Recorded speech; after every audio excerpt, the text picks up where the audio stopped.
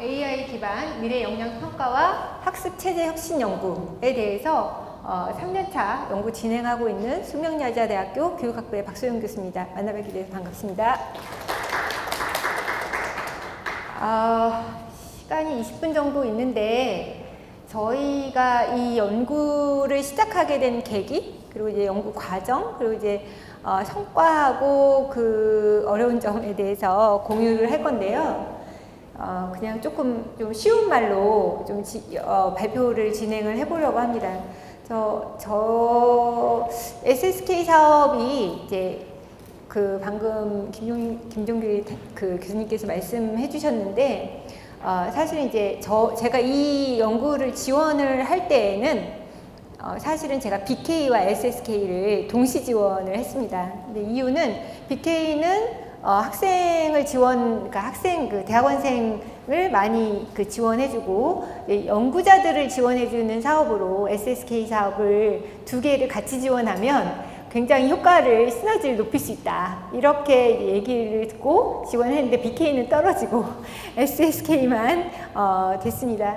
이 연구를 하면서 제가 이 연구를 시작했을 때 가장 큰 문제의식은 미래 역량에 대한 평가였어요. 근데 미래 역량에 대한 평가는 우리가 이제 역량 기반 교육과정을 도입을 하고, 제가 이제 교육 분야에 있다 보니까 교육과정에 굉장히 민감한데, 역량 기반 평가를 도입을 했고, 특히 이제 고등교육 분야에서 대학 구조조정을 시작하고 대학의 혁신을 하면서 역량을 기반으로 학생을 평가하라는 그런 요구를 강하게 받게 되었습니다.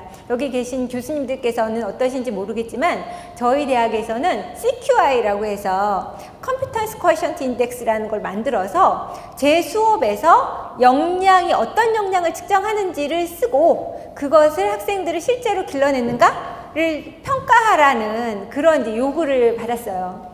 그런데 실제로 저는 어떻게 역량을 기반으로 학생을 평가해야 할지 잘 모르겠고, 그런데 이것이 지금 현재 이제 초, 중, 고등학교가 모두 다 역량 기반 교육과정을 하고 있는데, 교수이고 나는 교육학과 전공인데도 모르겠는데 선생님들이 하시긴 너무 어렵지 않을까?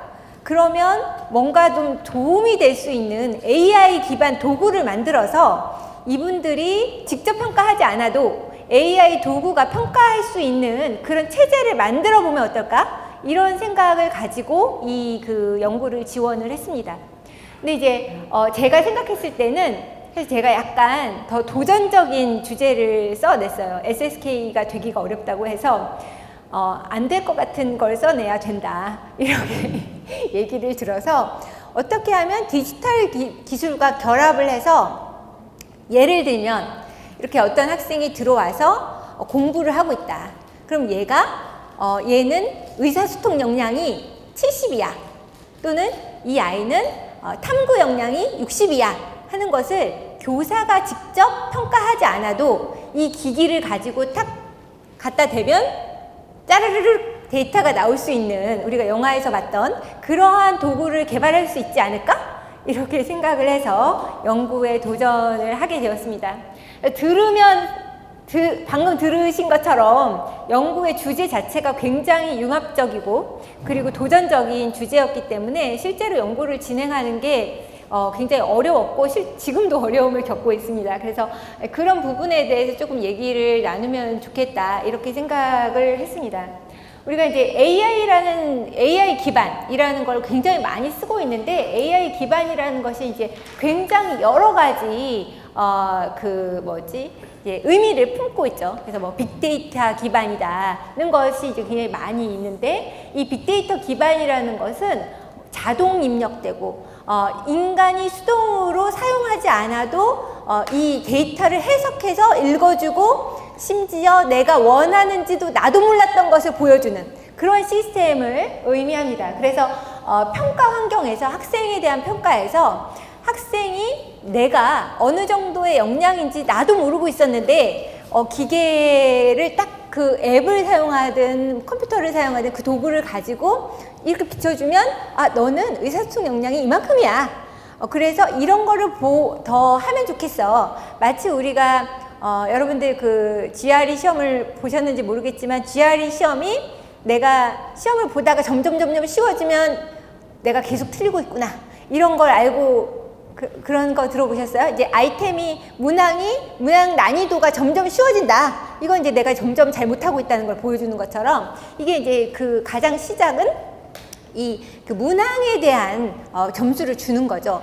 그것처럼 이 AI 기반이라는 것은 그러니까 라벨링으로 시작하더라고요. 그래서 이 라벨링을 하기 위한 것이 바로 이 연구의 이제 시작이었습니다. 그래서 제가 이게 10년짜리 프로젝트로 기한을 했을 때는 10년 뒤에는 기술이 더 발전해서 내가 하다가 보면 기술이 점점 발전해서 지금은 못할 것 같지만 그때는 진짜 될지도 몰라.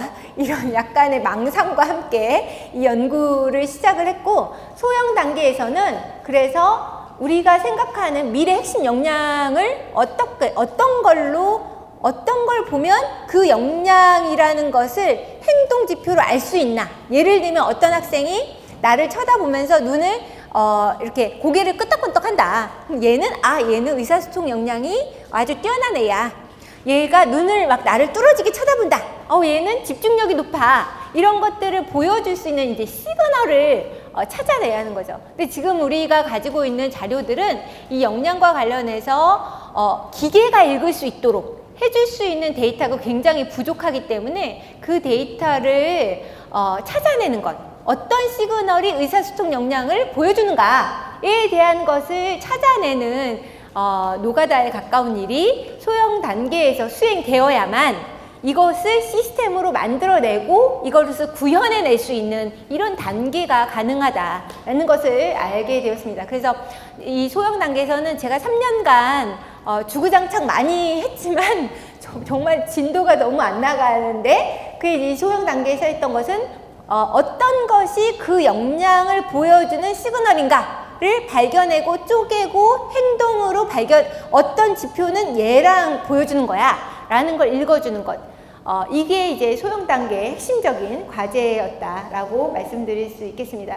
그래서 이제 저희가 이제 세 가지로 이제 1차년도, 3차년도 그래서 평가 도구의 개발 방향, 설계, 시스템을 개발하겠다라고 이제 말씀을 드렸지만, 이것의 각각에 대해서 저희가 어떤 때는 이게 순차적으로 가는 게 아니고 동시다발적으로 수행을 하는 그런 과정을 거쳤고, 그 중에서 저희가 뭐 성과를 보여준다고 하면은 당연히 뭐 SSCI 계제나 이런 것들을 말씀드릴 수 있겠지만, 그런 것보다도 저희가 이제 이 주제와 관련해서 저희가 정말 이게 아까 이제 단장님 말씀하신 것처럼 실제로 어떻게 이제 적용될 수 있을까를 묻는다면, 우리가 이제 국가에서 얘기하고 있는 어떤 그 미래 핵심 역량이라는 것이 있었을 때 어떤 것이 미래 핵심 역량이냐, 그리고 그 역량을 우리는 어떻게 알 수 있느냐,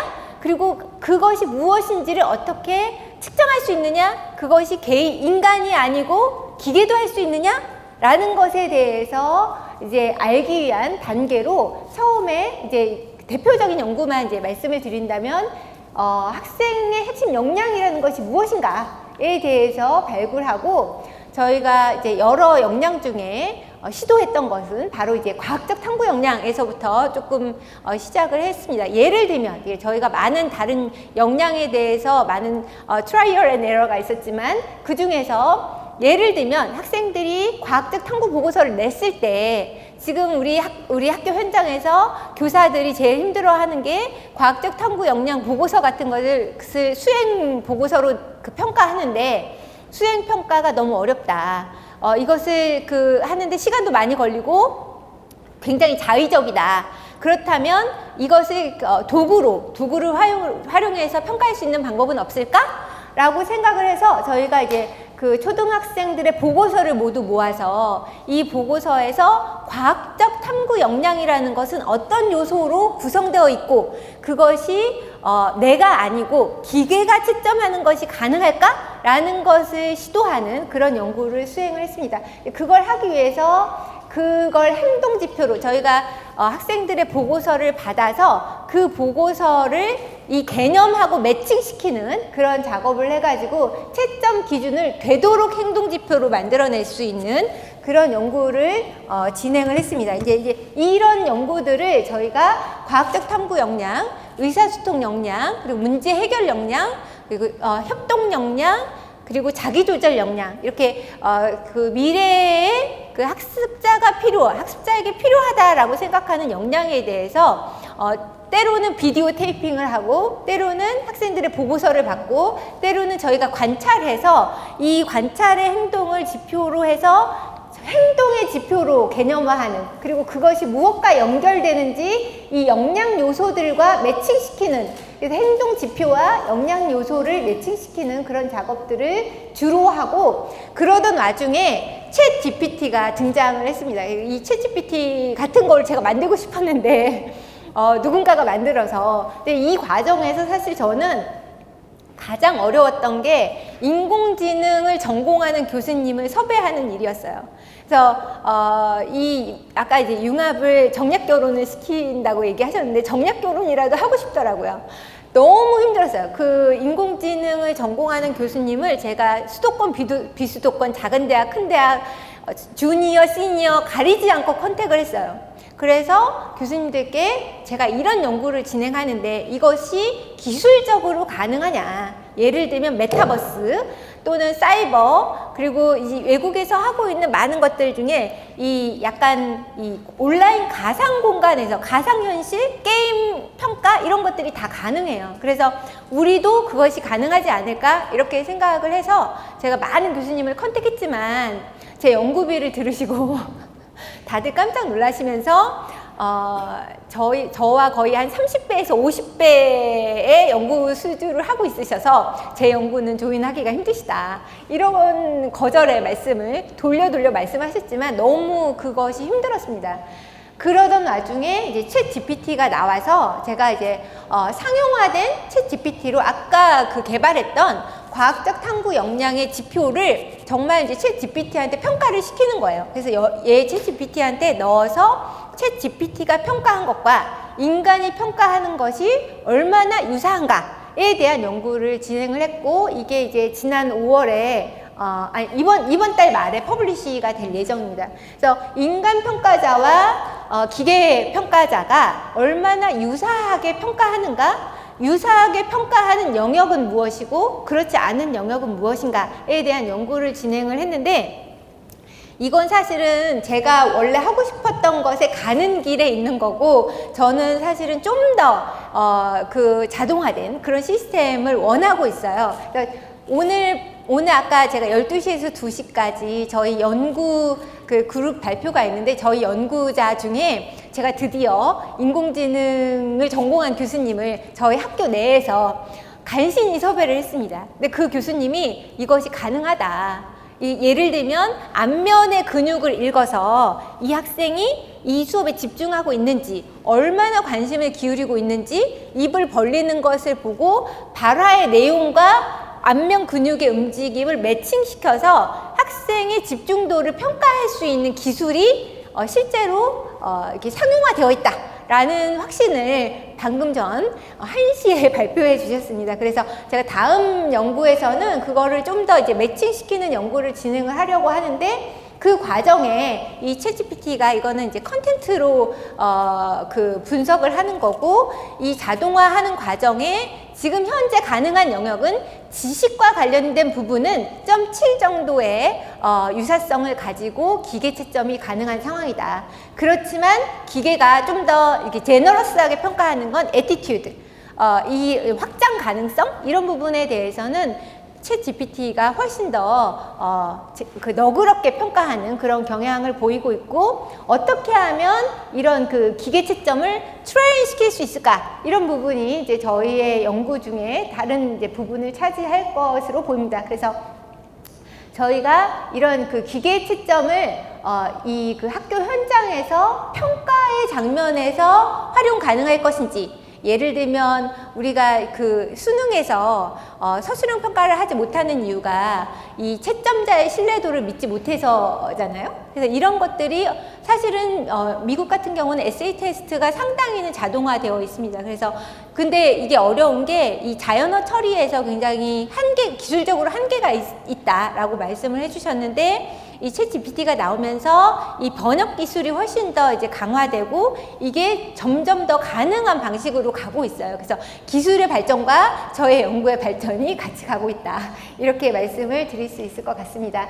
그래서 이제 저희가 더 생각하는 것은, 그래서 궁극적으로 저희가 생각하는 건 이런 평가를 기반으로 해서 학생들에게 즉시, 적시에 피드백을 주는 거거든요. 학생들이 어떤 문제를 푸는데 이것이 굉장히 어려워. 그럼 그때 바로 그 학생에게 필요한 도움을 주는 것. 이게 이제 제가 생각하는 역량 기반 자동화 평가를 도입하려고 하는 이유예요. 그걸 하다 보니까 가장 필요한 이제 그룹이 기초학력 부진 학생들이다라고 생각을 해서 저의 타겟팅 집단을 지금 이제 처음 연구가 이제 대학생, 중학생, 고등학생, 초등학생 다 연구를 해봤는데, 가장 이 행동을 했을 때 굉장히 효과적이고 이 도구가 개발되면 효과가 높을 것으로 생각되는 그룹이 초등학교 저학년 기초학력 부진 학생들이다 라고 생각을 해서, 저는 이 수준별로 어떻게 하면 지원이 가능한 시스템을 개발할 것인가, 그리고 그것이 어떻게 학습에서 구현될 수 있을 것인가에 대한 주제를 가지고 연구를 진행을 하고 있는데, 이게 기초학력 부진 학생을 지원하기 위해서는 그 학생들을 녹화해야 하거든요.